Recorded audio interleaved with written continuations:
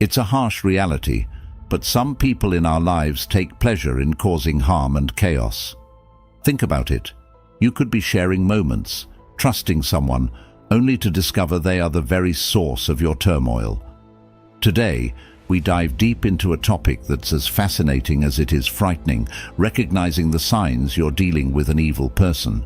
Whether it's a colleague, a friend, or even a family member, these individuals can be masters of deception, hiding their true nature behind charm and charisma. Today, we're not just exploring this dark side of human behavior out of curiosity.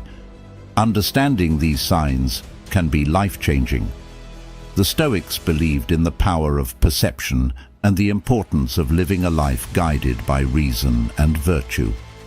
By identifying and understanding these toxic traits, we can protect our peace of mind and cultivate healthier relationships, staying true to the Stoic principles of wisdom and self-control. Stay with us as we uncover 5 telltale signs of an evil person. By the end of this video, you'll not only be better equipped to spot these behaviors, but also learn practical ways to safeguard your mental health and well-being. And if you appreciate what we're doing here, a simple free favor I'll ask from you is to hit the subscribe button. And please, don't skip any part of the video. You won't want to miss our special bonus section, where I'll share an effective strategy for setting firm boundaries with these individuals. Let's embark on this journey of self-awareness and resilience together. Number 1. Charming and charismatic at first. When we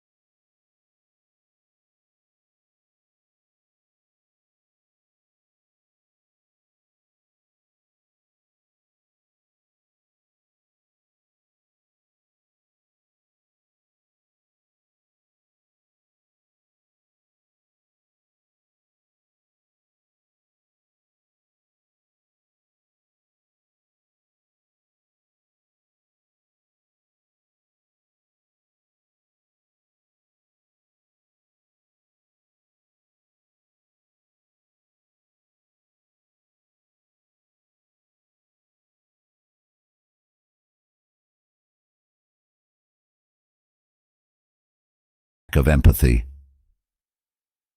Another crucial sign to watch out for is a lack of empathy. Empathy is the ability to understand and share the feelings of others. It's what allows us to connect deeply with those around us, to offer support when it's needed, and to create meaningful relationships. However, there are individuals out there who seem to completely lack this essential human trait. They don't care about how their actions or words affect others, and this can have a devastating impact on those around them. The Stoics believed in the importance of compassion and understanding as fundamental virtues. Marcus Aurelius often spoke about the interconnectedness of humanity and the need to consider the well-being of others as part of our own well-being. So, when we encounter someone who shows a blatant disregard for the feelings of others, it's a serious red flag. Imagine you're sharing something deeply personal with a friend, hoping for some comfort or understanding. Instead of showing any genuine concern, they brush off your feelings or even mock your vulnerability. This lack of empathy can make you feel isolated and misunderstood. It's not just about them not being there for you in tough times. It's also about them failing to share in your joy or celebrate your successes.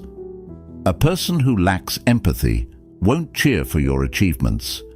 They might even undermine them or take credit themselves. This behavior is not just limited to personal relationships. Consider a boss who pushes their employees to the brink, showing no concern for their well-being. They might demand long hours without fair compensation, ignore requests for time off, or publicly criticize employees in a way that's meant to humiliate rather than constructively guide. This creates a toxic work environment where people feel undervalued and stressed. The Stoics would advise us to maintain our inner peace and integrity in such situations, recognizing that the lack of empathy in others is a reflection of their character, not ours. Furthermore, a lack of empathy can lead to more sinister behaviors. People who cannot empathize with others may engage in actions that are outright cruel, all without any sense of guilt or remorse. They might lie, cheat, or even inflict physical harm without a second thought about the pain they're causing. The Stoic philosopher Seneca emphasized the importance of kindness and justice, teaching that our actions should always reflect our inner virtue. When someone lacks empathy, they're fundamentally disconnected from these values. A lack of empathy is also evident in smaller, everyday interactions. For example, you might notice that someone constantly interrupts conversations to talk about themselves, shows little interest in what others have to say, or fails to offer help when it's clearly needed. These might seem like minor annoyances at first, but they add up to a pattern of behavior that reveals a deeper issue. The Stoics would remind us to be observant and discerning, understanding that these small signs are indicative of a person's true character. If you find yourself dealing with someone who consistently lacks empathy, it's important to set boundaries to protect your own mental and emotional health. The Stoics believed in the importance of maintaining our own well-being and not allowing the negativity of others to disturb our peace. You have the right to distance yourself from those who drain your energy and bring you down. Number 3. Manipulation.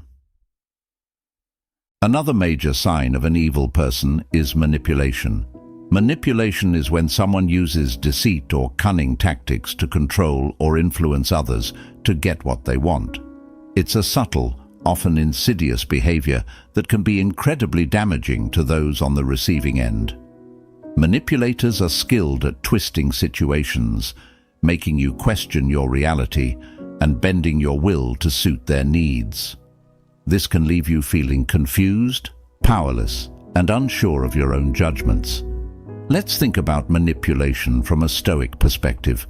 The Stoics valued clarity of thought and the ability to see things as they truly are.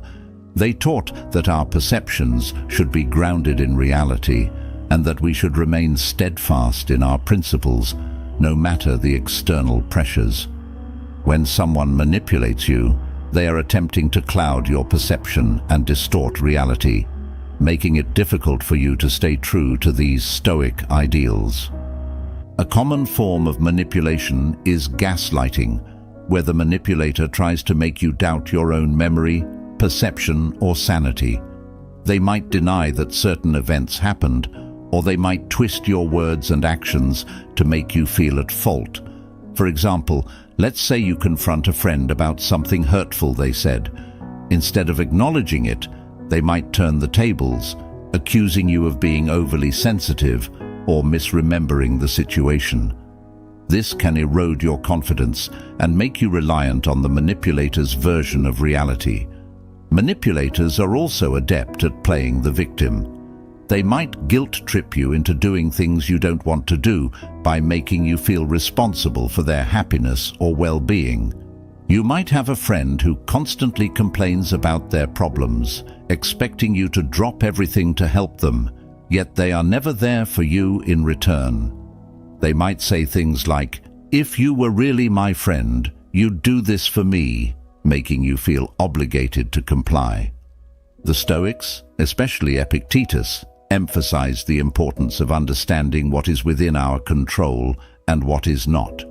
We cannot control others' actions or emotions, only our response to them. Consider how a manipulator might use flattery or charm to get their way. At first, this can feel great. They might shower you with compliments and make you feel special. But over time, you might notice that their praise comes with strings attached. They might compliment you when they want something from you or when they need you to do something for them. This can make you feel like you owe them or that you need to live up to their expectations to maintain their approval. The Stoics would remind us that true virtue and self-worth come from within, not from the fleeting approval of others. Manipulation can also take the form of isolation. A manipulative person might try to cut you off from your friends and family, making you more dependent on them. They might say things like, "Your friends don't really care about you," or "Your family doesn't understand you like I do." This tactic makes it easier for them to control you because you become more reliant on them for support and validation. The Stoics believed in maintaining strong, supportive relationships with others, recognizing that we are social beings who thrive in community. Isolation goes against these principles as it weakens our support network and makes us more vulnerable to manipulation. Financial manipulation is another tactic used by evil people. They might borrow money and never repay it, or they might control your finances to limit your independence. For instance, a partner might insist on managing all the money in the relationship, making you ask for permission to spend anything. This control over finances can make it difficult for you to leave the relationship or assert your independence. The Stoics would encourage us to seek self-sufficiency and independence, ensuring that we are not unduly influenced or controlled by others.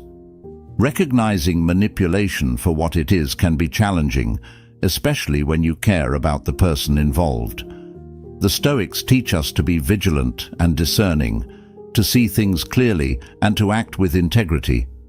If you suspect someone is manipulating you, take a step back and assess the situation objectively. Are they consistently prioritizing their needs over yours? Do they make you feel guilty or unsure of yourself? Are they trying to control aspects of your life or isolate you from others? It's important to set firm boundaries with manipulators and stand your ground. Communicate clearly and assertively about what you will and will not tolerate. Remember, you have the right to your own thoughts, feelings, and actions. The Stoics remind us that while we cannot control how others behave, we can control how we respond. By maintaining our inner strength and clarity, we can protect ourselves from the harmful effects of manipulation and stay true to our values. Number 4. Controlling behavior. One of the most glaring signs of an evil person is controlling behavior. This goes beyond mere preferences or quirks. It's about someone who seeks to dominate every aspect of your life, leaving little room for your own autonomy and decisions. Controlling individuals often disguise their behavior as concern or care, but underneath it's about power and control. The Stoics, who valued personal freedom and self-control, would see this behavior as fundamentally opposed to living a virtuous life. Controlling behavior can manifest in many ways. For instance, you might have a friend who insists on always choosing where you go and what you do together. While it might seem harmless at first, over time, you start to realize that your preferences and opinions are consistently ignored or overridden. They might say things like, "I know what's best for us," or "You'll have more fun if you just listen to me." This isn't about mutual decision-making. It's about one person exerting their will over another. In relationships, controlling behavior can become even more dangerous. A partner might monitor your whereabouts, demand constant updates on your activities, and even dictate who you can and cannot see. They might go through your phone, check your messages, or insist on knowing all your passwords.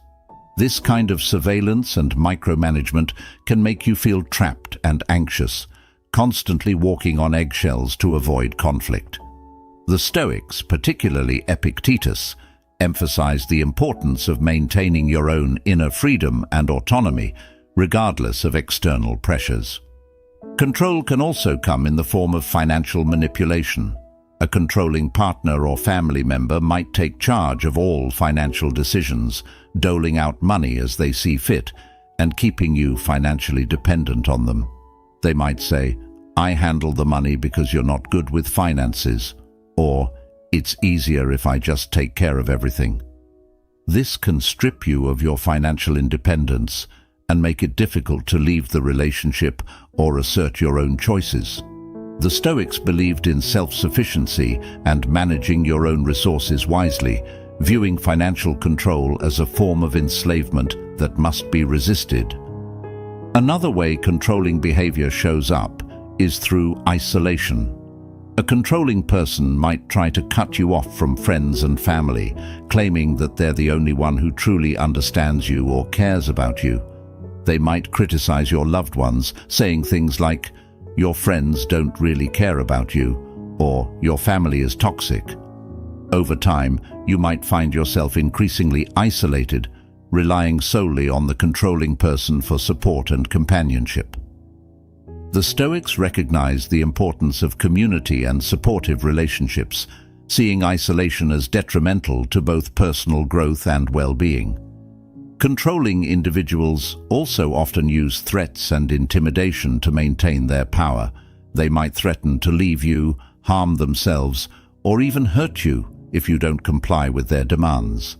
This creates an environment of fear and anxiety, making it difficult to think clearly or make decisions that are best for you.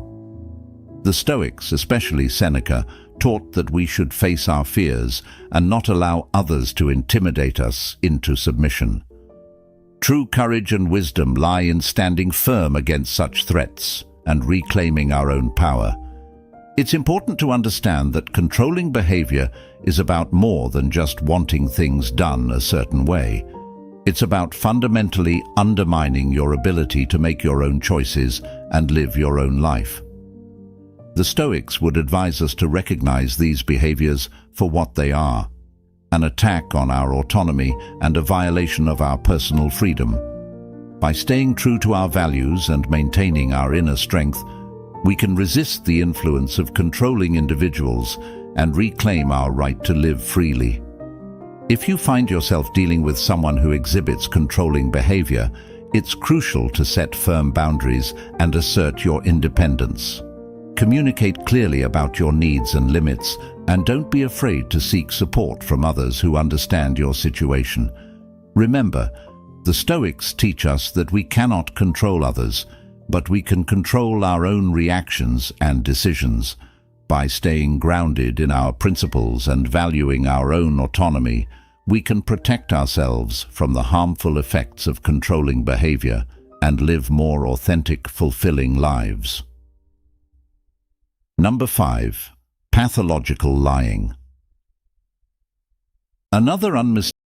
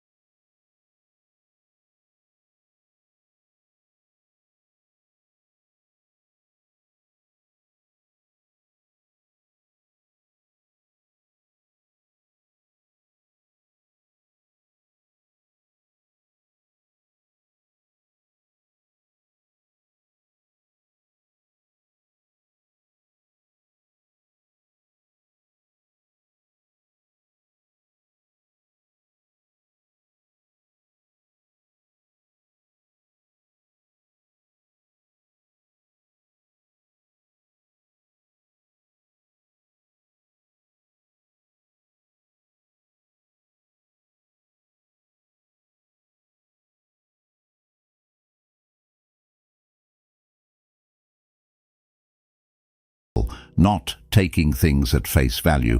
Boundaries. Clarity is key. You need to be specific about what behaviors you will not tolerate and communicate this clearly and assertively. For example, if you have a friend who frequently belittles you or puts you down, you might say, "I appreciate our friendship, but I won't tolerate being spoken to in a disrespectful manner. If this continues, I will have to distance myself." This approach is direct and leaves no room for misinterpretation. According to Stoic principles, this kind of clear communication helps maintain order and respect in relationships. Another important aspect of setting boundaries is consistency. It's not enough to state your boundaries once and expect others to adhere to them without reminders. You must consistently enforce your boundaries even when it's uncomfortable or difficult. The Stoics, particularly Epictetus, emphasized the importance of discipline and perseverance. By consistently upholding your boundaries, you demonstrate self-respect and teach others how to treat you. If someone repeatedly crosses your boundaries, it's a clear sign that they do not respect you or your limits, and it may be necessary to reassess the relationship. It's also important to remember that setting boundaries is not a one-time event, but an ongoing process. As relationships evolve, your boundaries may need to be adjusted. For instance, in a work environment, you might need to set boundaries around your availability and workload to prevent burnout. You could say to a colleague or supervisor, "I am happy to help with this project, but I cannot take on additional tasks beyond my current responsibilities." The Stoics would advise us to balance our duties and not overextend ourselves to the detriment of our well-being. One of the most challenging aspects of setting boundaries is dealing with the pushback or resistance you might encounter. People who are used to getting their way, especially those with controlling or manipulative tendencies, may not take kindly to your newfound assertiveness. They might react with anger, guilt-tripping, or even attempts to undermine your confidence. The Stoics teach us to remain calm and steadfast in the face of such challenges. Marcus Aurelius wrote about the importance of maintaining our composure and not being swayed by the negative emotions of others. When you encounter resistance, stay firm and remind yourself that your boundaries are necessary for your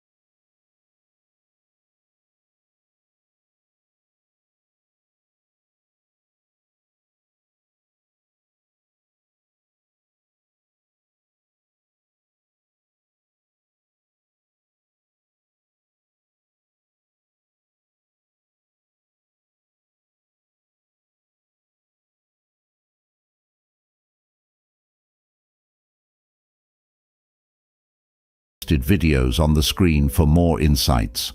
Stay strong, stay wise, and keep living your truth.